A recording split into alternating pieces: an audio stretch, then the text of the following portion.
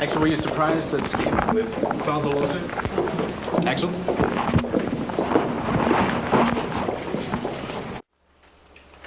In 1989, did you do a 4-concert set in Los Angeles Coliseum opening for the Rolling Stones? Yes, we did. I want to talk to you a little bit about some problems about drug use and drug problems up to and including that time. Is it fair to state that drug use, and when I mean by drugs I mean hard drugs such as cocaine and heroin, were fairly common in Guns N' Roses almost from its inception? Section on vague and ambiguous calls for conclusion. Were any of, expect that, within a month or two of the time that Guns N' Roses formed, were you aware of any of its members doing drugs? Yes. Who?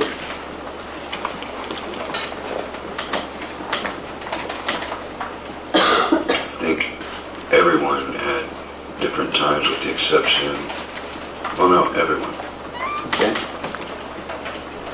What kind of drugs, strike that, and when you say everyone, you witnessed everyone doing drugs. Is that correct? Yes. What kind of drugs did Duff use?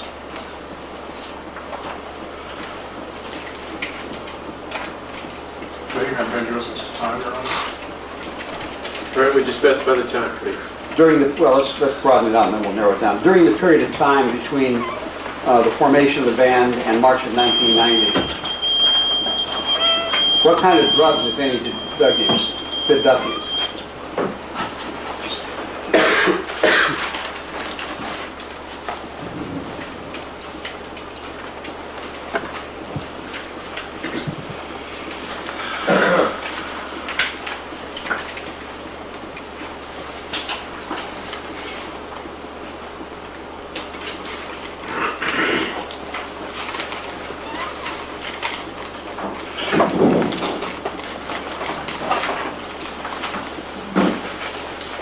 Cocaine and various pills, but I would not be able to say whether they were prescribed or not.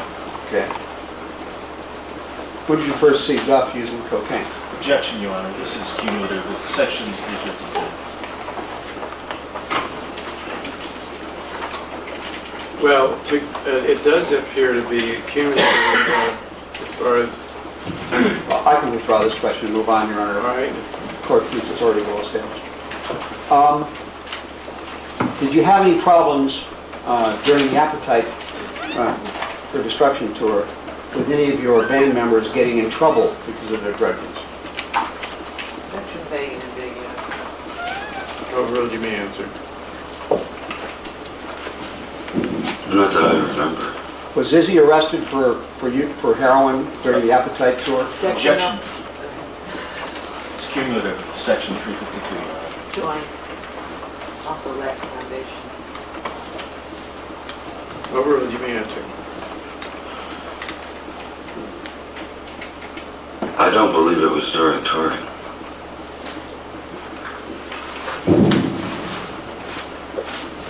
Matter of fact, I think it was prior. I don't know. 352. I would join, Your Honor. Objection appears well taken.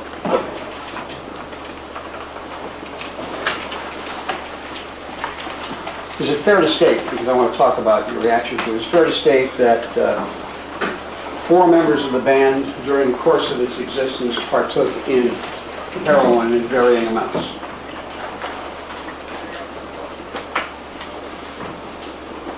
Yes. Those members being you, rarely, Yes. Izzy, Slash, and Steve Adler, correct? Yes. In September of 1989, did you make a statement about Mr. Brownstone at the Rolling Stones tour? Yes. Okay. And after that, did you send a message through management asking that Slash apologize publicly? Yes. You were concerned about his drug use at the time, is that correct? Soon about everyone's drugs use. Who else was using drugs besides him in September of 1989 when that took place?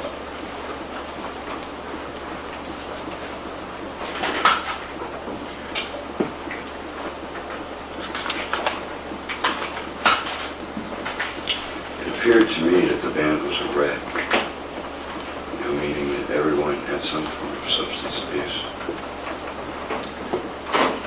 And that's, was your reason for making that statement in public, to shock everybody into doing something about it, correct? Yes, that, and I was sick of it.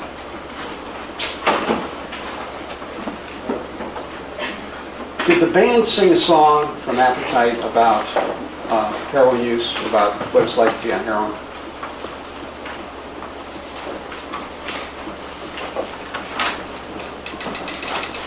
I shouldn't have said did the band sing a song. Did the band do a song about that? It's a song about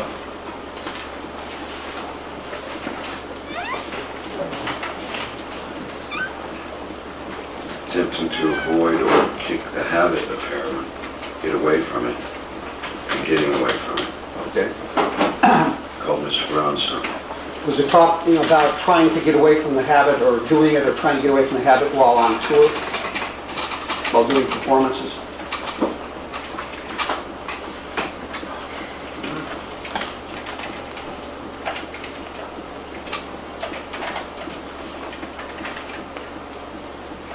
All it's really talking about is heroin can be a nagging habit, Okay. and being annoyed at the naggingness of that habit. Does one of the verses of the song start with the words, "The show usually starts around 7. We go on stage about 9. Get on the bus about 11. Sipping a drink and feeling fine." Is that one of the verses of the song? Yes, it is. Okay. And the chorus goes, "We've been dancing with Mr. Brownstone. He's been knocking. He won't leave me alone." Yes. Okay. Mr. Brownstone. You're going to have the witness humming it. Pardon? He could probably do much more justice to it than I, Your Honor. Okay. Mr. Brownstone is heroin, correct? Yes, or anything. Okay. Any substance. I mean, it could be TV. I look at it in any way possible like that. Well, the song goes on to say, "I used to do a little, but a little wouldn't do, so the little gets more and more." That referred to drug abuse, didn't it?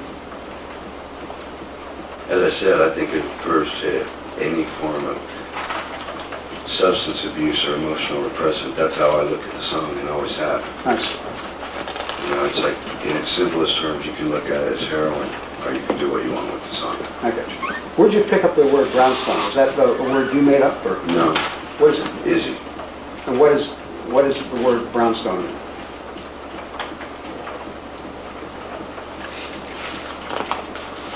It can be slang for heroin, it can be slang for anything.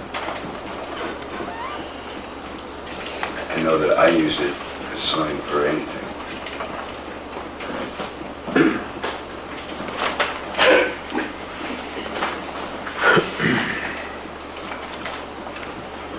I'd like to talk to you a little bit about some things that took place after March of 1990, and I'd like to take you back to March of 1990. We've had somebody else already tell us about it, but you may have a different recollection of it. You did the Stones tour in September of 1989 at the LA Coliseum, I had right? 4 shows. 4 shows. It wasn't part of the tour. It wasn't a tour. It was just 4 performances, correct? It was 4 embarrassing evenings. Why embarrassing? Because we were terrible. Okay. And the next performance you did was Farm Aid in April of 1990. Is that correct? I believe so. Okay. And then, because you were busy rehearsing and recording Use Your Illusions, the next opportunity you had to perform publicly was in Rio de Janeiro at a rock festival called Rock on Rio, correct? Yes. All right. And you were sellout in Rock on Rio, correct? Yes. All right. And when did that take place? When in 1990 did that take place? As best you can recall. Beginning of the year, early 1990. Probably end of February. Okay. And did you have discussions about how to accomplish this with anybody else? Yes. With whom? Alan Niven and Doug Goldstein, Slash, Gov, Izzy, and Peter Petro.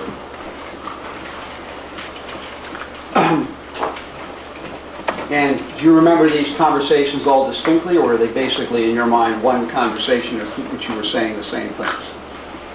I don't remember it very distinctly.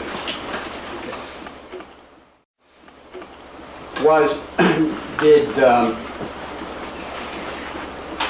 you and the band's management and the band's attorneys ever discuss the details of how you were going to change Steve Adler's status? To a certain extent, yes. Okay.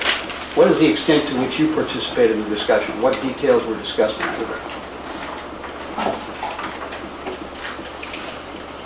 Figuring out terms of probation. I'm sorry, I didn't hear you. Figuring out some of the terms of probation. Okay. I don't remember which things I agreed to or not, or even suggested, you know.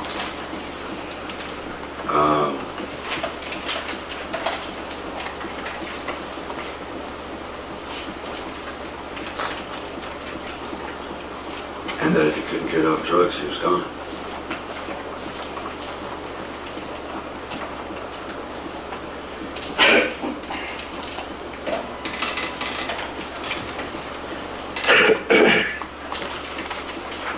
Did you discuss with any of the people you described what would happen if he didn't get off drugs and he was gone, in terms of winding up his interest in the band? No, as I stated in my deposition, I figure all of that would be negotiated at some point. So, had you given any thought as of the time, you signed an agreement called the March 28th agreement, didn't you? Yes. Okay, and that's Exhibit 2, I think it's one of the documents before you. Do you need to look at it to know what I'm talking about, or? I can find it for you. Depends on the questions.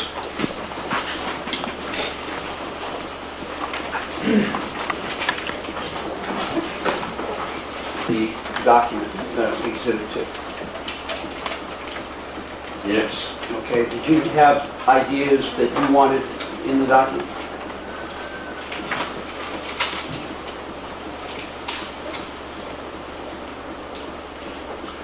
I wanted the members of Guns N' Roses, self-included, to be protected by the document. Okay. Protected against what? Situations such as today. Didn't work. Well, you want to, excuse me, that calls for a witness's legal opinion. I'm sorry, Your Honor, withdrawn. And we don't know that one yet. Well said. Well said. But quite literally, the jury isn't in on that one yet. You said you wanted to be protected. Did you sit down with Mr. Niven at any time and go over any draft of the agreement? I don't remember sitting down. There may have been some over the phone. There actually may have been one time in my condominium sitting down, but I don't actually recall it. Do you remember going over any draft of the document before the document was presented to Steve for signature? Clarification, counsel, reading it himself or discussing it with somebody else? I do.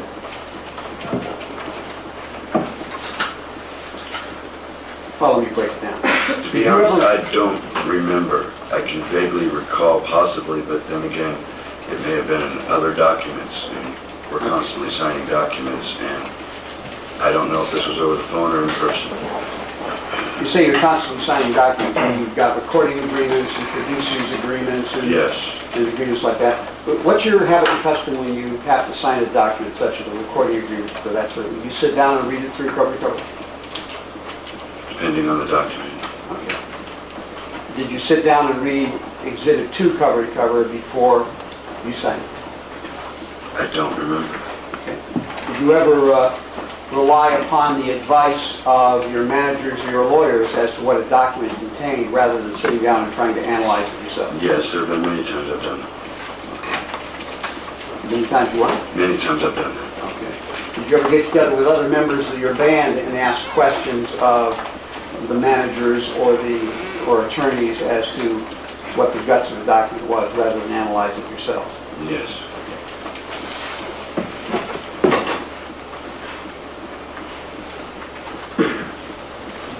Do you have any recollection of suggesting any language for Exhibit 2?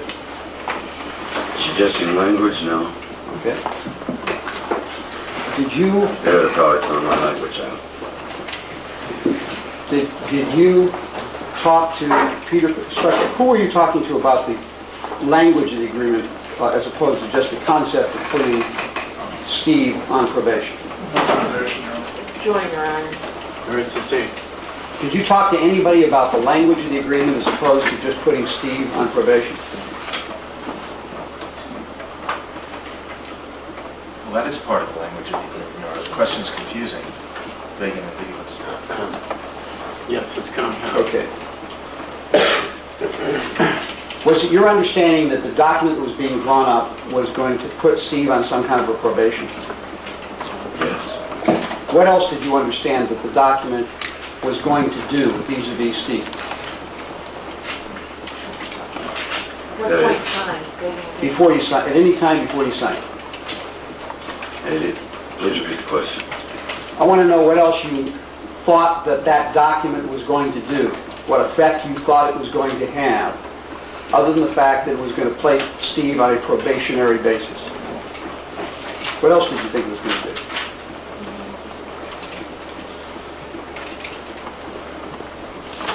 Well, if he didn't meet the requirements of the probation, that it was going to remove him from Guns N' Roses. Okay.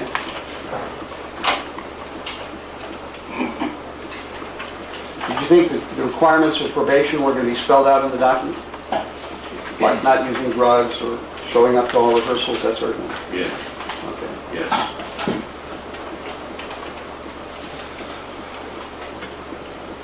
Was it your understanding that that agreement would say something about drugs and not using them?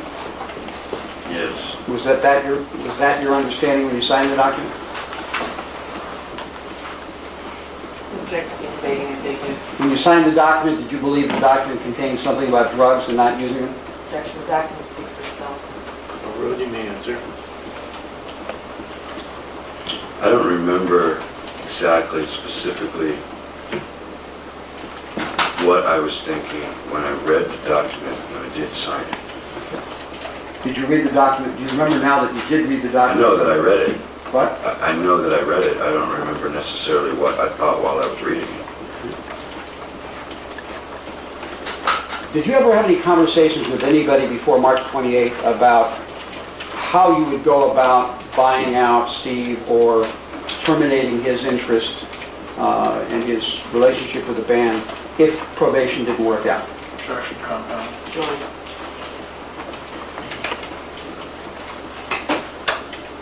No, Road, you may answer. Do you have a question in mind?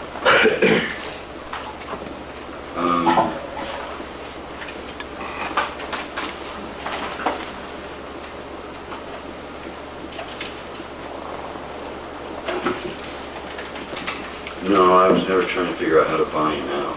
Okay. You knew that the agreement was going to place Steve on probation, correct? Yes. And that during that probationary period, he wouldn't have the status of partner anymore, correct? He'd just be an employee? Correct. You knew the agreement had a provision by which if he could satisfactorily satisfy the conditions of probation, that is, operate to your satisfaction, he could be reinstated as a partner, correct? Yes. Okay, now, you knew, however, that the possibility existed that he might not be able to get off drugs and that if he didn't, he was going to flunk out and he'd be gone, correct? Yes. Okay, now, did you sit down with anybody? Oh, sorry, I say sit down generically. Did you talk to anybody, either management or other band members or lawyers, about, look, what happens if he does flunk out and it ends? What are we going to owe this guy and how are we going to pay it? Well, Your Honor, the question's compound, and the managers are the lawyers, so I would request counsel. No, Road, you can do that depending on the answer. The witness may answer.